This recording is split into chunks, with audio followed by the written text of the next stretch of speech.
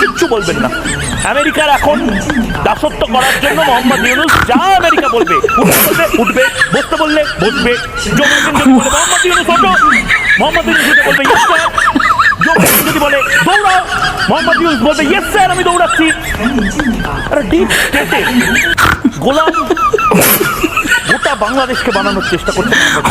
প্রতিবাদ করুন আপনারা, বাংলাদেশের মানুষরা। মাতব্বররা সাহস কোথা থেকে পাচ্ছে? আপনারা নিজেরা বাংলাদেশে যারা রয়েছেন তারা প্রতিবাদ করুন, প্রতিহত করুন এই মাতব্বরদের। মাতব্বররা আঘাত বলছে দুর্গাপুজো হতে দেবো না, তাদের আমাদের আঘাত লাগছে।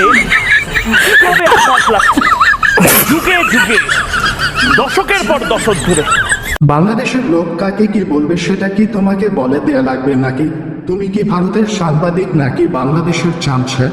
বাংলাদেশের কিন্তু ভারতের কাউকে বাংলাদেশের চামচামি করার জন্য রাখেন নাই, তাহলে তুমি কে? বাংলাদেশিরা কেন গোলাম হয়ে নতুন বাংলাদেশে পাচ্বেন? কেন? কারণ আসলে সাধারণ মধ্যবিত্ত নিম্নবিত্ত খেটে খাওয়া প্রান্তিক বাংলাদেশিদের মোহাম্মদ ইউনূস যেভাবে বোকা বানাচ্ছে সেটা অকল্পনীয়। আর সেটা পর্দাফাশ করছি বলে আমি ময়ূক রঞ্জন ঘোষ এই জামাতি এই ইউনূসপন্থীদের চোখের বালি হয়ে যাচ্ছে।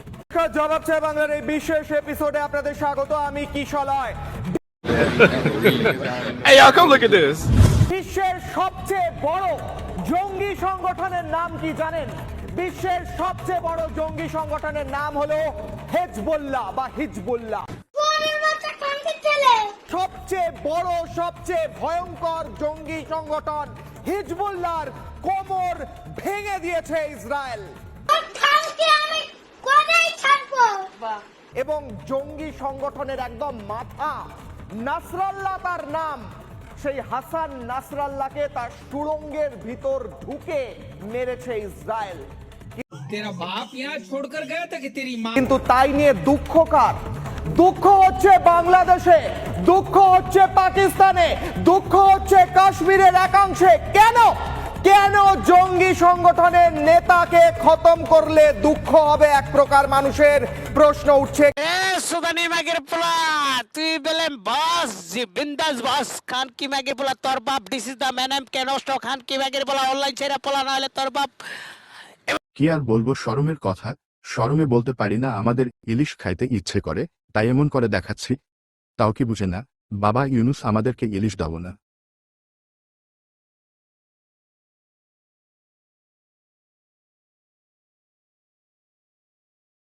খিদায় অবস্থা খুবই খারাপ, তাড়াতাড়ি পান্তা আর ইলিশ নিয়ে আয়।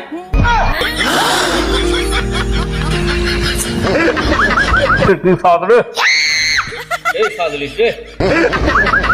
হ্যালো, পোড়াটা মনে দূরে গেল রে। দাদা, ও দাদা কি খাচ্ছেন দাদা? পান্তা ভাতে একটু ইলিশ খাই।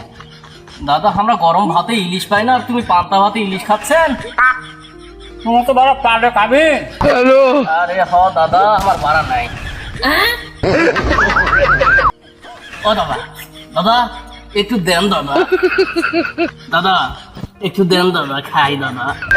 মোহাম্মদ ইউনূস ভালো ভালো গুটি গুটি গুড বয় হয়ে আসলে গিয়ে কি কি জিনিস বলবে না? Yes sir, no sir, yes sir, no sir, yes sir, no sir. আরে বাংলাদেশের মানুষ কেন কারোর গোলাম হবে? বাংলাদেশ একটা সার্বভৌমের স্বপ্ন দেখেছিল, একটা সোভারেন রিপাবলিক লড়ে, পাকিস্তানের সাথে লড়ে বাংলাদেশ তৈরি হয়েছিল। কেন আমেরিকার গোলামি করবে? আর মোহাম্মদ ইউনূস কেন আমেরিকার মধ্যস্বত্বা ভোগে? চুপ কেন? এটাই তো জিজ্ঞেস করছি। পাগলাগারদের পাগলদের সাথে নোবেলজয়ী ডক্টর মোহাম্মদ ইউনূস কথা বলেন না। ডক্টর মোহাম্মদ ইউনূসের দৃষ্টি আকর্ষণ করতে পশ্চিমবাংলার পাগলদের পাগলামি দিন দিন বেড়েই চলেছে। তবে নোবেলজয়ী ডক্টর মোহাম্মদ ইউনূস কোনোভাবেই পাত্তা দিচ্ছে না ভারতীয় মিডিয়াকে। কারণ ডক্টর মোহাম্মদ ইউনূস ভালো করেই জানেন কুকুরের সাথে তর্ক করে লাভ নেই।